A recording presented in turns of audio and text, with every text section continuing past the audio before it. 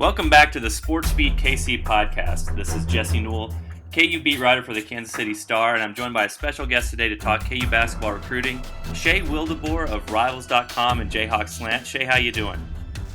I'm doing well, buddy. How are you? Doing great, and obviously the attention is being turned from 2015-2016, where KU lost in the Elite Eight to Villanova, now obviously to 2016-2017, where the next wave of KU players is about to come in and probably still work to do for KU. But before we get to that, Shay, I just wanted to talk a little bit about the departures that KU does have and maybe the departures that still could be out there. So far, we know that Wayne Selden is declaring for pro. Sheck Diallo is a guy that has declared without an agent. And then also Brandon Green has declared for pro and will be going with an agent, so he will be leaving KU as well. Any of these surprise you, or is any of this shocking news based on what you thought for the entire season? No, obviously I expect Wayne. I don't think there's anything else he can do while at Kansas. I don't think his draft stock is ever going to get any higher. I just think it's a good move for him. Sheck Diallo, no surprise at all. As few minutes as he played, I think going into the year that he had already decided to be a one and done. So that I don't expect him to ever step foot on campus again as a student athlete. Obviously he'll return sometime, but I think obviously his playing days are over. The Brandon Green decision is a mystery, not a mystery to me. He played so few minutes. I mean, he never really had the impact that I think many thought he would be when he signed with Kansas. I guess, transferring and sitting out a year isn't something he was interested in. I just, it just kind of leaves me scratching my head. And I'm not sure that, I just think that this was the best direction. I think Bill Self felt that this team had to go. He'd just been a guy that seemed to be in a lot of trouble a lot. Not anything big, but just a guy that never could get out of his own way. So a little bit surprised at that. I'm interested to see how he works out and what teams think about him. Obviously, a guy that can shoot the ball. Didn't do it a lot, the last 2 years. Was hurt last year with the hip, and then this year just never really got it going. So if anything surprised me, it would have been his decision to, leave for the NBA after really, 3 starts in 3 years? Yeah, well, and I think maybe, to me, the only thing that's kind of based off of is it didn't seem like Brandon Green was going to return to KU. We all know about kind of the tiffs that he and Coach Bill Self got into. And then, as you mentioned, he's not eligible for a graduate transfer. And if he did transfer, he was going to set out a year to play a year. And by then, you're 23 years old. So even if he doesn't play in the NBA, it just seems like his options really were to come back to KU and suck it up and, have another year, which I didn't think was going to happen. Or you go pro and maybe play overseas or find a spot on the NBA roster or the D-League or whatever. But it seemed like his decision was more, if it's not KU, then what do you do? And going pro seemed like the best option. Real quick, before we get to the recruiting talk, Shay, let's talk about the other two guys that are still up in the air, Carlton Bragg, Svi Mikhailuk. What do you think with those two guys, maybe potential prospects for them, and do you expect them back at KU next year? There's no way I see both leaving. I just don't. If one were to leave, I think it would be Svi. Right now I would lean towards kind of both of them coming back. We haven't heard anything not a long time, but in a while. And just, as well as this as anybody, with the banquet coming up and kind of mum being the word, it almost seems like it's one of those years a la Sharon Collins and Cole Aldridge a few years ago where they both announced. You know what? I just think specifically Carlton, but both would benefit from another year. Steve could come in and have a full year to start, gain some more experience. Again, he had the breakout game in the Big 12 tournament, but other than that was kind of hit and miss. And I think Carlton, the sky is the limit for that kid. I loved, he's got that mid-range jump shot that's just so smooth, plays with a ton of energy. But again, not a lot of experience. And too, but everywhere we go, the kid is smiling, always has a smile on his face, always happy. And I just don't know if he is ready, mature-wise, to make that jump from Kansas to the NBA. I think, again, another year or maybe even 2 would greatly benefit him. And another year, I think, would really benefit Steve. But as you know, it's all based on potential, what the scouts see. And I'm sure that, Bill's given them the necessary feedback. Now it's just a matter of sitting down with family and those close to those guys and kind of deciding what they feel to do is best. Yeah, and you mentioned the banquet thing, but Perry Ellis actually had one last year, too, at the banquet where he announced he was coming back. So that oftentimes is the place for guys to announce they're coming back, get a good reception, and everybody be excited about that. Okay, let's get to the name that everybody's talking about. Everybody wants to know about. It seemed like maybe about a week or two ago, before KU's biggest game of the season, the NCAA tournament, this might happen. But Josh Jackson, the number one guy on the board, the top guard out there, the guy that KU's been on for a long time. What's the latest with him? What are his odds of coming to KU? What do you see with him and his potential decision coming up, Shay? His mom, he and his both mom Apples have done an absolutely wonderful job in the recruiting process. The thing that I like about them is that they've been consistent with everything. They don't spend a lot of time with the media.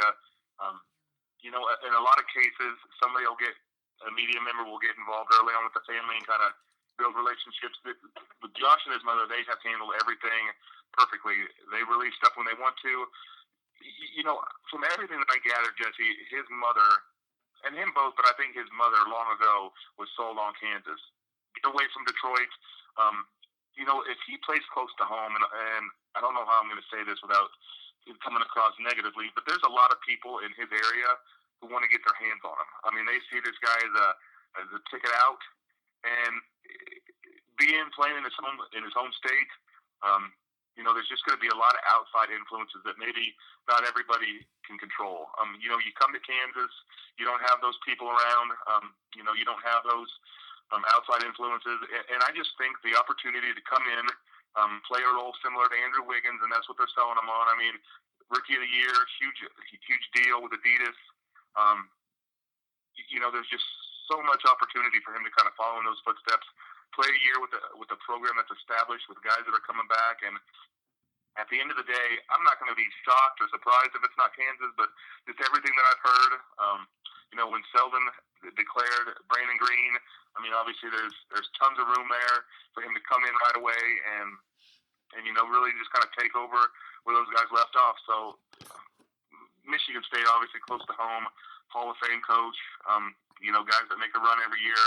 But I think at the end of the day, when it's time for Josh to decide, I really see Kansas as kind of being tough to beat.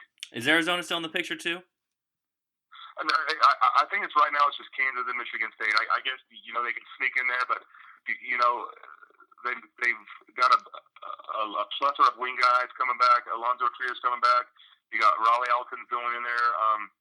You could get a Terrence Ferguson. I just think right now that it's those two schools, Kansas and Michigan State. Great, and I know this has been asked a million times before, but I know this is the question I get most with people is just any announcement on an announcement date. I mean, do you expect it to be in the next month? Do you expect it to be in the next week? I mean, when are you expecting to hear from Josh Jackson as what he's going to do? Last I heard, he was going to do it after the Nike Hoop Summit, which I believe is this weekend. But it's just. I thought when we were where were we last week? In Louisville? When we were in Louisville, you and I were sitting together, and I was thinking, he's going to do this right now. I mean, here we go. KU's getting ready to tip against the first game was at Maryland, I think, and, all of a sudden he's going to decide, and here we go, and, that didn't happen. So with these kids, you just never know. My guess is sometime after the Nike Hoop Summit, when that will be, I have no idea. I mean, for all I know that he could get there this weekend and say, hey, I'm ready to do this, but I think he and his mother Apples will sit down and come up with a plan, and they'll do what they feel they're most comfortable with. And I forgot, before I forget, Arizona too added Kobe Simmons. So they got Laura Markkinen, Raleigh Alkins, and now Kobe Simmons. Jesse, that's a plethora of guys in the backcourt along with Alonzo Trier coming back. So I just don't see Arizona really as being a fit for him, simply because of the number of bodies they have coming back. Really quickly with him, what does it do for Kansas if they're able to land him? What kind of a player would KU be getting? A guy that's similar to an Andrew Wiggins, except a guy that's not going to defer. A guy that's not, Andrew was he was a kind of a shy kid, kind of reserved, didn't have a lot to say. Josh is the complete opposite. I mean, he's a guy that can score, not a great three-point shooter, but a guy that can score from behind the arc, get to the basket, has the mid-range jumper, can defend. But really, he is a guy that is really aggressive. I mean, a guy that's not going to shy away from any upperclassman. He's not arrogant. He's confident. And I'm not sure that talent-wise, obviously, Andrew Wiggins, but I don't know if they've seen a guy like Josh Jackson in a while in terms of a guy that's vocal, a guy that's as talented as he is, and a guy that's just ready to be successful at the biggest stage. I mean, I just love his game. I love his size. 6'7", 185. He's athletic. He can handle the ball. He can score. I mean, there's not a lot that he doesn't do well. And to add him with with the guys, if everybody returns and they add Josh Jackson and you get Azubuike and you throw in Mitch Lightfoot and possibly a couple transfers, I mean, they're going to be right where they were this year. Great. Again, we got Shay Wildeboor from Jayhawksland.com and Rivals.com. Shay, real quickly before we get to talk about the transfers, Thon Maker has announced that he's going to try to declare for the NBA draft. And again, KU was one that kept being linked to him. Was this kind of out of left field? Was this a shocker that he decided to go this route? Yeah, I'm completely stunned. Only because his guardian Ed Smith had made it clear time and time and time again that he was going to play college ball. I mean, he couldn't have painted a clearer picture for those in the media about what Thon's plans were. He was going to reclassify last year and enroll late, I think in January. Then he decided that he was going to stay the whole year in Canada and finish out. And then, he was going to take all these visits and then, sign and then spend a year in college. And so I'm surprised by this. But Jesse, he's 19. He is a year removed from high school. Now he's playing at the Athletic Institute. So, I mean, it's, my thing is, there's a rule in place for guys to play in the NBA. You have to be a year removed from high school and the age limit. That's why Udoka is going to have to stay 2 years. But clearly, he's 19. He's got to play in a place, and he has no interest in going to college. So you know what? I say good for him. Let him go and do what's best for him. But I am surprised. I never saw this coming. Well, yeah, and it seemed like KU was basically in on him as much as anybody else. So it's kind of a little bit of a shocker for KU because it seemed like he might end up at KU, especially if Josh Jackson did as well. Yeah, I mean, Curtis Townsend couldn't have recruited a player any harder. I mean, from the very beginning, got him in for a visit, and they were right there. So for this to happen at the 12th hour, yeah, I'm very surprised. Let's get to the talk. You had just made a post earlier this week about some of the transfers, and we'll get to talking about each of them individually a little bit. But what do you sense with KU's coaching staff right now as far as transfers go? Because it seems like they're very much in on the not only graduate transfer market where you get a guy for his final senior season without having to sit out, but it seems like they're also in on just the regular transfer market where kind of like a Dwight Colby, a guy can come in, sit out a year, and then play the couple years after that. Yeah, they've been really aggressive so far. 3 or 4 guys have announced their intention to transfer, and I think out of those 3 or 4, those guys are eligible right away. So yeah, the staff, obviously the Corey Holden kid from Delaware is very talented. He would have to sit out a year, but all the other guys, guys that would come in, talented guys, and guys that would bring experience to the table. They've always. Bill Self has always done a good job of looking for talent, looking to improve his roster. But I don't remember a year like this year where they've been linked with so many transfers. It's like every day a new guy pops up. So and I'm really interested to see how this plays out. They've got some options on the table now. They've got some scholarships. Obviously, they're waiting for some guys to decide. So I'm interested to see if they bring these guys in and how they approach the transfers versus maybe some of the high school kids are looking on. Because, obviously Josh Jackson's the guy. And then, there's some interest in Terrence Ferguson. And there's some other guys on the table. So I'm interested to see, if you can bring in a guy that's going to be a one and done, I've got no problem with it being a fifth-year guy that's coming in from a school where he averaged 20 points a game and shot the ball really well and is going to add some experience and depth to this class. It seems really weird, and maybe this is just the new way of college basketball, Shay, but when players can declare without an agent and you're not going to know until May 25th if they're coming back or not, it seems like everything's kind of in limbo. So KU might be covering itself, but with a lot of these guys, do you see this as Josh Jackson insurance, or do you see this as okay, they kind of believe they're going to get Josh Jackson, and this is just adding to the depth of the team because they have the extra scholarships available?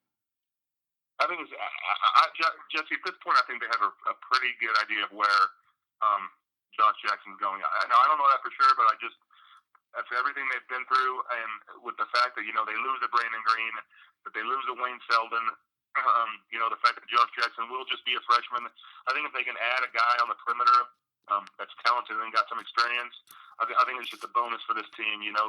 Bring in guys that have been in the trenches before, that got game experience. Because as good as Josh Jackson is, and I think you saw that with this freshman class this past year, doing it against the top guys on the summer circuit versus doing it, at the Division I level against other guys that are kind of in the same talent bracket as you, is a completely different animal. Case in point, Scal Labissiere. I mean, a guy that was expected to be the number 1 pick, a guy that came in with all the hype, and, really now, yesterday I saw that, he'll be not lucky to be a first-round pick, but it's not as slam dunk as it once was. So if you got an opportunity to bring in experience and talent, guys that have been through it before, I think you have to jump on that opportunity right away. Well, and obviously the benefit of getting the 1-year guys, it's kind of like a 1-year contract in baseball. There really is no bad contract because KU is not going to be using a couple of these scholarships anyway, it looks like. So getting a guy in for a year and then getting the scholarship back at the end of the year, it's kind of a win-win for KU because you're not even really losing a scholarship, if you will, if it's going to be one that you weren't going to use anyway. Like I said earlier, like I said earlier, Shay, you had talked to on a post. You talked to a couple of these guys that were going to visit Kansas. I believe it was Rodney Pryor and Corey Holden. What can you tell us about those guys and what your conversation was like with them? Yeah, Kansas. Early on, it sounds like Kansas is definitely hot after these two. Now, Corey Holden is a guy that would have to sit out a year. He's from Delaware, averaged about 20 points a game, and really just decided that he was ready to make a change. Kansas is one of the very first schools to get in on him, and he is right now in the process of waiting to set up a visit along with Rodney Pryor from Robert Morris. Now Rodney Pryor is the guy that I really like. We see the first few years he was injured at his community college, and now last year he averaged about 20 points a game. 7 or 8 rebounds, can shoot the ball, is a great free throw shooter, which obviously Kansas would welcome with open arms. And, he talked to Norm Roberts, I believe, 2 days ago, and is expected to talk to Bill Self either yesterday or today. And, he didn't mention any other schools. He made it clear that, Kansas is where he wants to visit, and he wants to get in as soon as he can. And it sounds like the interest there is really high. Now, Jesse, the one thing I'll say about that is, the interest may be high, but until a visit is set, until Self makes the call, you never know how it's going to play out. But there's no doubt that he is extremely high on Kansas. Yeah, it is interesting because we've seen guys like this in the past, and I'm not remembering the name exactly, but there was a big man who was a transfer who came in and I think visited KU, was super interested maybe a year or two ago, and then I think the KU coaches saw him work out and thought, maybe that's not the right fit for Kansas. So it is interesting with a lot of these players. It seems like obviously if you're from Robert Morris and you have 1 year left and you want to go play at Kansas, that maybe the fit is there naturally for you, but it seems like it has to be from both ends, and KU has other options available if it doesn't want to go with these guys. Is that kind of the same thing you're talking about here? Yeah.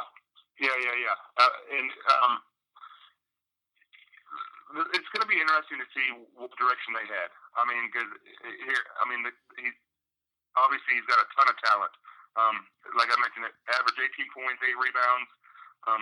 Shot 43% from the field. I don't like his 3-point shooting percentage, 29%, but a guy that's got big game experience and, a guy that's proven over time that, his first year, Robert Morris, he went for 15, almost 16 points a game and 5 rebounds and almost 2 assists. So,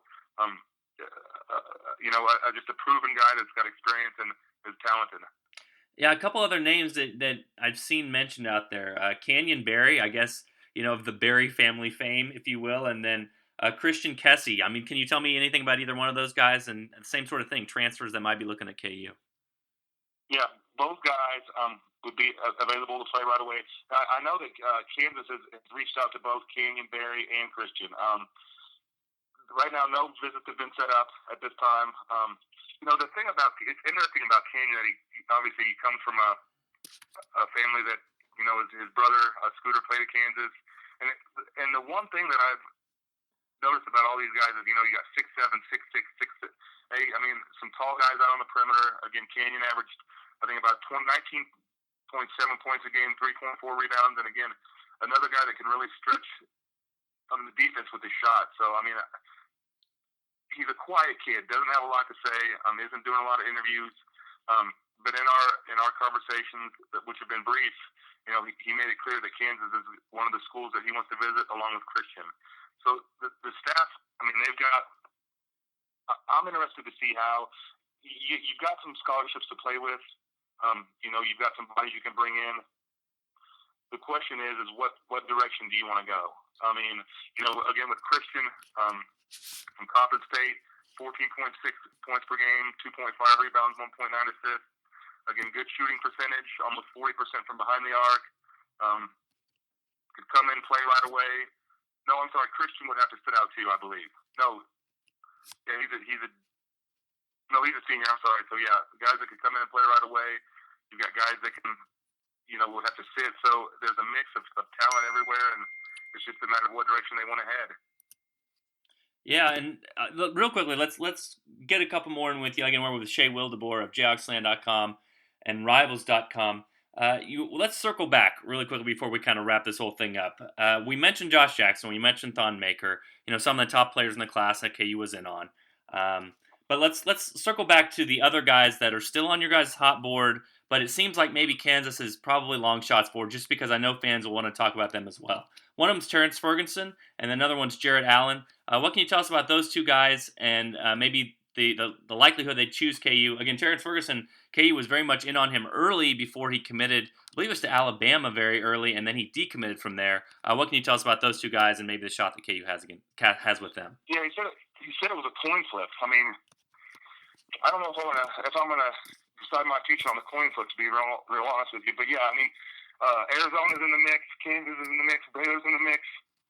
And here's the thing with Terrence. He had a chance a long time ago to commit. He was supposed to visit for late night and ultimately decided he didn't want to do that. And the staff spent a lot of time recruiting him, and I'm not for sure, to be quite honest, how they feel about that the second time around after all the time they put in.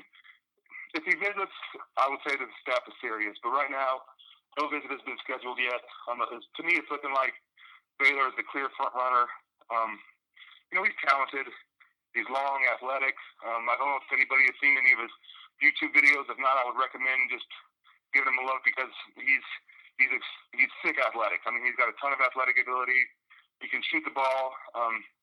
But when you tell a staff you're going to visit, and when a staff invests so much time in recruiting you, and you kind of not blow him off, but he was scheduled to visit and told them that they were going to visit, and then he ends up releasing a video of him committing to Alabama. So right now I think it's a long shot. Obviously, if some of the transfers don't work out, or if they just have a change of heart and decide to go all in, then I think things change. To me, Jarrett Allen is kind of like, personality-wise, a Perry Ellis. Very quiet, doesn't have a lot to say, and he's not cocky or rude or standoffish or anything. That's kind of just like, he's got that Perry Ellis personality. At the end of the day, I see him staying close to home. Houston or Texas. He's visited Kansas. They've been, again, invested a ton of time. But I think it's just a matter of comfort for him, and I think that he, at the end of the day, would be most comfortable close to home. Sounds good. Wrapping up here with Shay Wildeboor of Jayhawksland.com and Rivals. Shay, I'm going to ask you to look in your crystal ball here, put on your future thinking hat, and just tell me how you think this plays out for KU. Do you see Josh Jackson in one or two transfers? Do you see do you see Carlton Bragg coming back and Svi coming back? Just tell me how you think this probably plays out in the most likely scenario. We're not holding you to it, but what's the most likely thing that the staff does based on what happens over the next few weeks? Okay. I'm going to say, Jesse, it would not, if the offensive slot Mihailuk decides to go pro, I would not at all be surprised. I think the plan all along was 2 years. With that being said, I would be, I'm feeling that he and Carlton Bragg will come back. I'm feeling that they will add Josh Jackson to go along with Udoka Azubuike and Mitch Lightfoot. And then, possibly a transfer to an immediate guy, and then a guy that would have to sit out a year. That's kind of how I'm feeling it right now. Thonmaker obviously is I'm just going to go ahead and zoom all of it out of the picture. There's a couple other Terrence Ferguson. Unless things really heat up between the staff and him. You've got Torian Thompson, another high school kid, and Deshaun Corprew, who have been linked with Kansas, but nothing really going on there. I guess if Kansas misses on Josh, they could turn up the heat on Deshaun.